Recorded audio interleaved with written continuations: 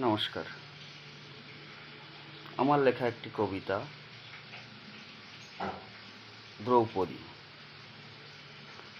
অদ্রিজা দাশগুপ্তের পরিচালনায় একটি স্বল্পদৈর্ঘ্যের ছবি, যা হারিয়ে যায় রূপ নিয়ে আসতে চলেছে।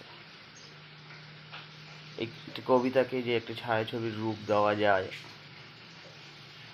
এইভাবে পরিবেশন করা যায়, এই সম্পূর্ণ ভাবনাটাই এসেছে অদ্রিজা দাশগুপ্তের মধ্যে, এবং সেটাকে নিয়ে কাজ করে। আগামী 13ই জুন ওটা রিলিজ করবে। দ্রৌপদী কবিতাটি একটি স্বাধীনচেতা মেয়ের গল্প,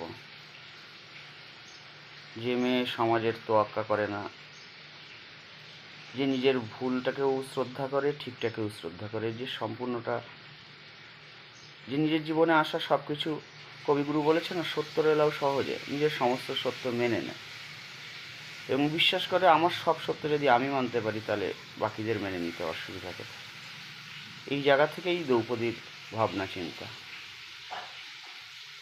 বাকিটা আপনারা দেখলে বুঝতে পারবেন। আমি চাইবো আপনারা বেশি বেশি করে দেখুন। যদি ভালো লাগে, যদি মনে হয় যে এটা আরও ছড়িয়ে দেওয়া দরকার, তাহলে অবশ্যই শেয়ার করুন। তাহলেই এই সবার মিলিত প্রচেষ্টা সফল হয়। ভালো থাকবেন। আরও একবার অদ্রিজা দাশগুপ্তকে ধন্যবাদ।